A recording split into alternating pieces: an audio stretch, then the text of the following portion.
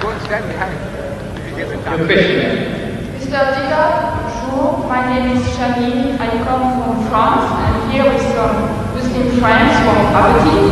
And my question is, what would you say to a person who doesn't believe in any religion? Or if you prefer, what would you say to his question, to believe or not to believe?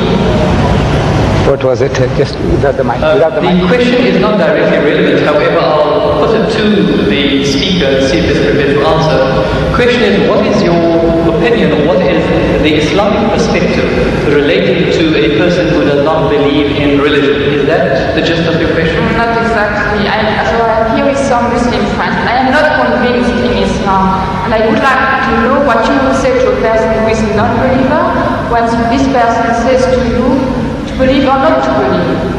Oh, yes, all right. If one is questioned by a non-believer, and the question is, what do you say about believing or not believing? What is the Islamic perspective?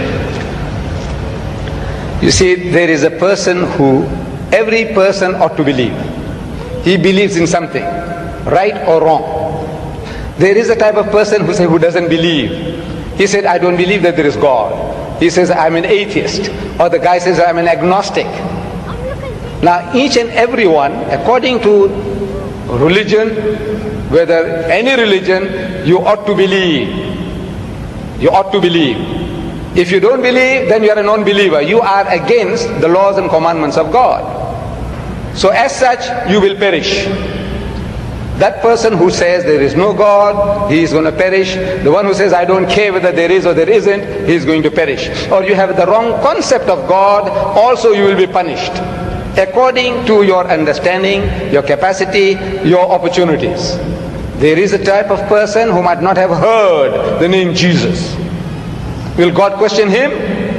It's unjust, it's unfair. The lunatic, the child, will God question him? Why didn't you believe in my son, Jesus? No. Why didn't you believe in Muhammad? No. You see, each person will be judged according to his understanding, according to his opportunity, his know-how, and the message having reached him or her. So as soon as the message is delivered to you, and you can see the truth, but for some worldly reasons, maybe to please the family, please my people, please this, please that, you said, no, I will not accept the truth. In other words, the person has already been judged in that case. There is no hope for such a person. But there is a type of person who might be ignorant and had never had an opportunity. Like the South Sea Islander. Let's say he never heard about Jesus, he didn't hear about Muhammad, he didn't hear about anything. But he was leading a life according to his norm, according to his standards. God will judge him according to his standards, not according to the Bible, not according to the Quran. So every person will be judged according to his opportunity and his understanding.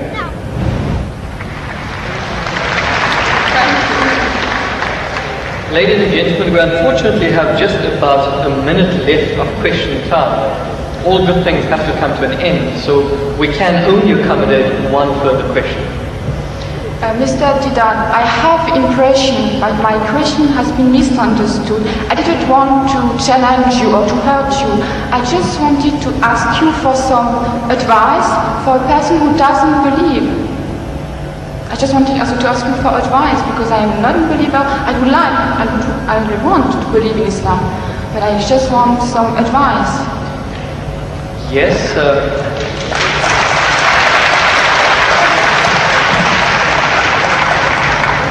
do you not feel that there was sufficient advice? Did you require further advice? Yeah, because I didn't have the impression that my question has been really understood. So you want to know what the bases are, or what the reasons are for a person to actually believe in one God? Which advice would you give to a person who is a non-believer? See, number one, we have to realize that there is a necessity for belief.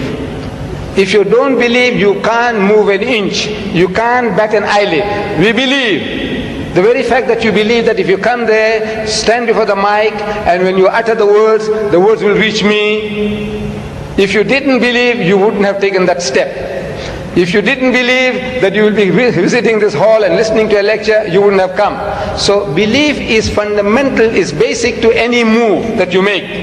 Now, without belief in what? That there is a creator. Number one, that somebody made this machine. Man, woman, he made it. And that this machine is not given without instructions. Every machine carries with it instructions. Never mind how simple that mechanism is, you get instructions. Your washing machine, your hair dryer, your motor car, anything, everything, you need a book of instructions. This most complicated mechanism, the human being, created and left without instructions? Who says no, he has to be given instructions. And God Almighty, we believe that there is a creator, and this creator through his messengers, one of us, he has been conveying those messages to us, directions, instructions to us. Whether those instructions remain in their pristine purity or not, that is something that is now debatable. But the instructions were given, and it is through those instructions alone can man find ethics, can man find morality. Without these instructions, there is no ethics and there is no morality. Man, being an animal by nature, he will behave like animals. It's only because you believe that there is a creator, and this creator said that thou shalt not marry your mother, you will not marry your sister, you will not marry your daughter. We say we believe, we believe, we believe. You say no, I don't believe, then the person is nothing better than the animal. See, the dogs and pigs, the way they behave, he said, well, I behave just the same because I'm an animal also. So you have to believe. But now what are you going to believe? Where is the source of that belief? Instructions which is not contaminated, which is not spoiled. In the origin we say all prophets of God, all messengers of God were divinely ordained. But the messages, because they were not preserved, God sent messengers after messengers. Messengers after messengers. This is His way to rectify His creation. And in that system of sending messengers to mankind, Muhammad was the last, the culminating point in that messengership. And he left with us this book. And if you read this book with an unprejudiced mind, if you haven't got one, I can present one to you if you haven't got it. This is an English translation of that book, the Quran, with an index. Anything that you want to know about God. Open G, God, more than 140 different references. That you say, I can't believe in God. So He reasons with you. This God of the Quran doesn't say, I'll fix you up and I'll twist your nose and I'll put your pull out. No. He says, Awalam yara allazina kafaru. He said, how can you not believe in God? He says, Kaifa takfuruna billah. So how can you not believe in Allah? Wa kuntum amwatan. Seeing that you were non-existent, you were dead, and He brought you into being. Thumma yumitukum. He will cause you to die. Thumma yuhyikum. And He'll bring you back to life again. Thumma ilayhi turja'un. And to Him will be your return. So if you start reasoning, and you see how true the statements are, that you were non-existent. You, I, everybody, non-existent. The men of science will tell you that this earth was a molten mass. Billions of years, there was nothing on this earth, no life. The thing was all boiling. And the vapors went up and came down, and the vapors went up and came down, and over a period of millions of years, it started to cool. And then life started to germinate, and so on and so on. So there was a time when mankind was non-existent, and God brought you into being. Very true. And now you're going to die. But that is not the end. That there is something in you which is other than the body, that real you. Now that real you, which is the driver of this body of yours, will be made to account for your actions. It's only natural that this person, like Hitler, look, he got away with it. He incinerated 6 million Jews. On account of him, 40 million people died in the Second World War. He's just going to get off spot-free? If he says, no, I don't believe, and there's nothing there on the other side, that means he's free, finish. No. He will have to account for his deeds. Everyone will have to account for his or her deeds. It is a natural, sequence of our attitude and behavior. And this book explains all that. If you haven't got one, this book is yours. If you haven't got one. You got it?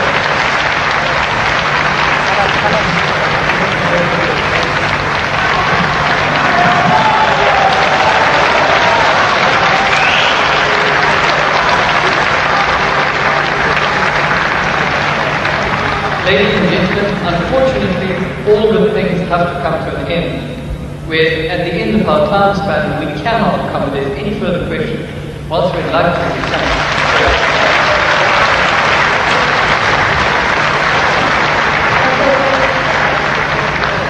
even if